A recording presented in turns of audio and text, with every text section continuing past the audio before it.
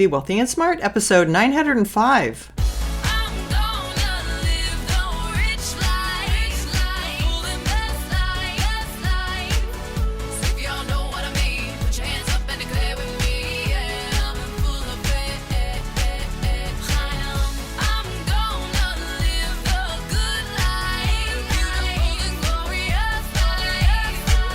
Step into a world of wealth and financial freedom without budgets, boredom, or bosses on Be Wealthy and Smart. And now, here's your host, Linda P. Jones. Welcome to Be Wealthy and Smart. I'm Linda P. Jones, America's Wealth Mentor, empowering women and men worldwide to financial freedom. On today's show, we're going to talk about how inflation is at a 13-year high, because this is something really important that's happening right under our noses, and we haven't seen it for a very long time. And that is that inflation and prices are starting to soar.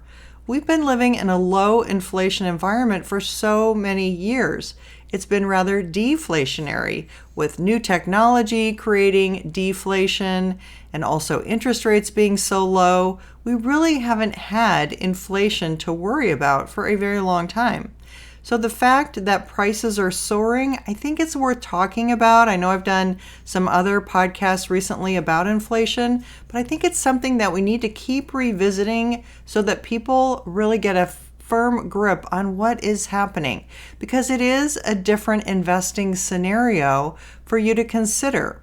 When you're losing purchasing power on your money, you have to think about what kinds of investments maintain purchasing power. It's not just enough to be invested in stocks or real estate, although those things do well in inflationary times in general.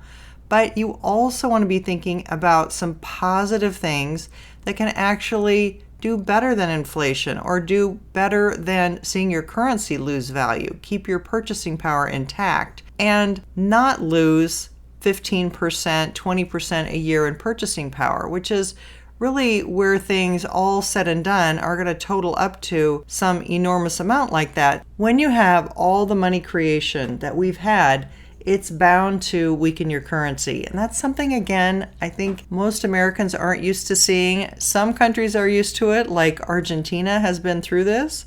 They know what this is like. They know what's coming down the pike. But a lot of Americans have never seen this before. This is unusual to us, and it's something that we really need to get a grip on and have a strategy for. So first, I want to share this article with you from CNN Business. It says, prices keep soaring, inflation rockets to a 13-year high. Prices keep rising in the United States, putting a squeeze on American consumers' wallets. That trend got worse in June. The Consumer Price Index, the nation's key inflation measure, jumped 0.9% in June, the largest one-month increase in 13 years. Over the last 12 months, prices were up 5.4%, the biggest jump in annual inflation in nearly 13 years. Much of the rise in prices is due to gasoline prices, which are far above last summer's levels. The pandemic caused a sharp drop in driving and the price of oil, but travel is back, and so is demand for gas and oil. Gas prices rose 45.1% compared to a year earlier. Food prices are up 2.4% in the past 12 months, but prices for dining out rose 4.2%. Restaurants are having trouble attracting help as they try to reopen, which has led to higher wages. That increased cost is getting passed on to customers. So I want to pause there and say, when you have gasoline and food and wages going up, it tends to create an increasing spiral, because one thing gets more expensive, so people have to raise their prices, so another thing gets more expensive and they have to raise their prices again, and it just becomes this self-perpetuating situation that prices keep rising. Now, in addition to this, we have heard that container ships have had to increase the price of their containers from $3,000 per container to $20,000 per container. So that's another cost that would get factored into other costs and passed on to the consumer.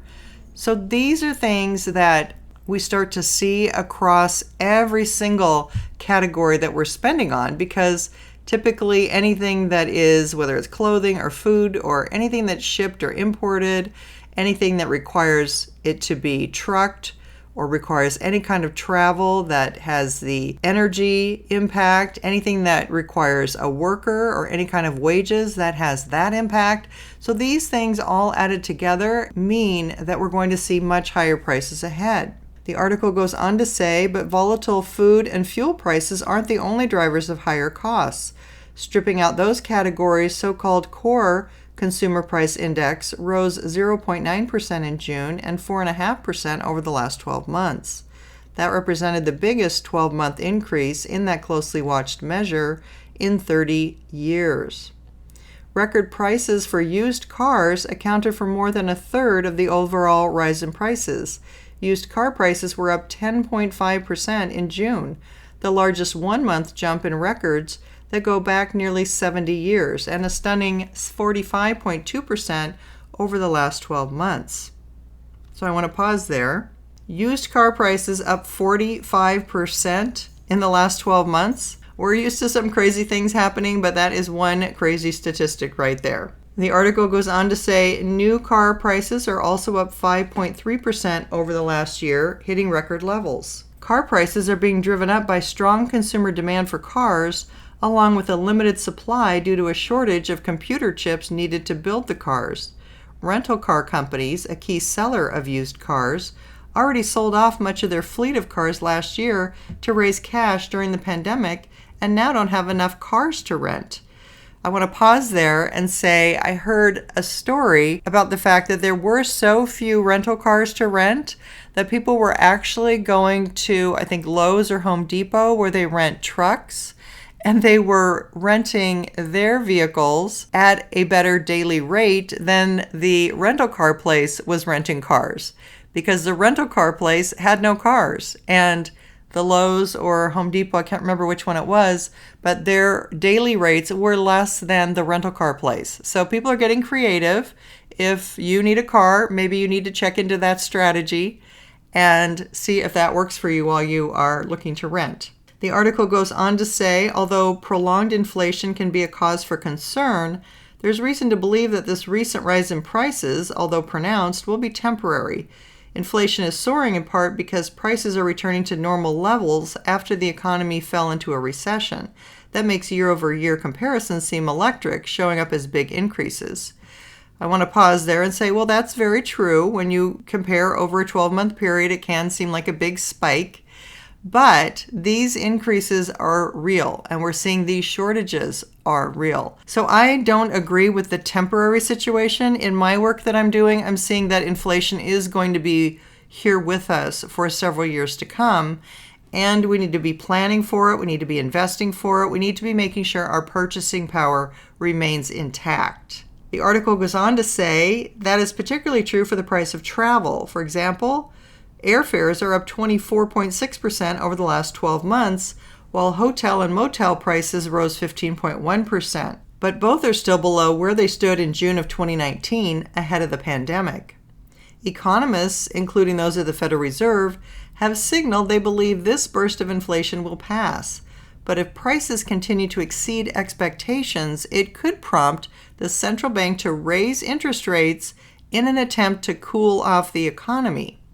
The Fed, however, recently signaled it expects to keep rates this low into 2023. Some experts agree with the Fed's take that inflation pressures will start easing in the second half of this year.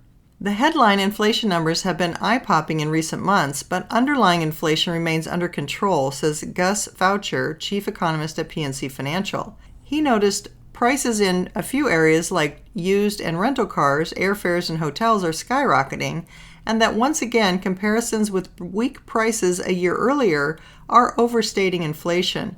Both factors will wash out of the data in the near term. But not all economists are convinced the pandemic-fueled effect on inflation will be short-lived.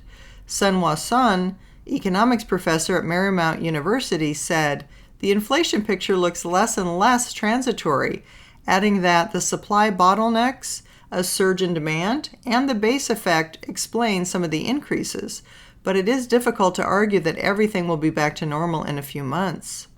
For example, he pointed to labor shortages that he believes are likely to lead to increased wages. No doubt these labor costs that are high will be reflected in higher prices in the future, he said. Beyond economists, average Americans are becoming more concerned about prices too.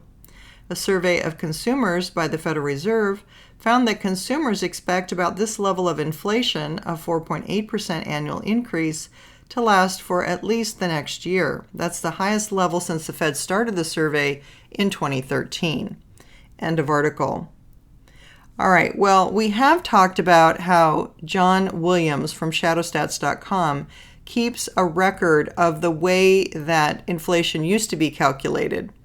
And based on that, he said the real inflation numbers are a 7% increase over what they're reporting to us.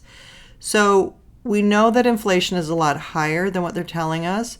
That means that we have to have some investment strategies intact to keep our purchasing power being able to afford this rising increase in inflation. And that means we need to be in items that increase as the dollar decreases. Things like cryptocurrencies, things like mining stocks, metals, real estate, and the stock market are all things that should help to outpace some of these inflating prices. What you don't want is too much of your money in bonds, in fixed income instruments, in savings accounts, cash of any sort.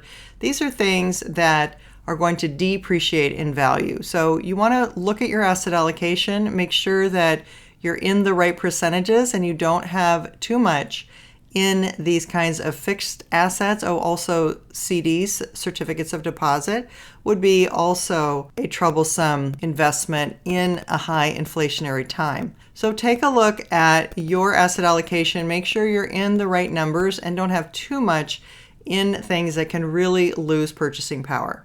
I will put a link to this article in the show notes so you can check it out. And just remember that I have more podcasts than are available on Apple Podcasts over at my website at lindapjones.com/podcasts. That's all for today. Until next time, live the good life and be wealthy and smart. Thank you for listening to Be Wealthy and Smart with Linda P. Jones. Share the wealth and tell your family and friends about the show. Check out our website, blog, and social media for more riches at www.bewealthyandsmart.com.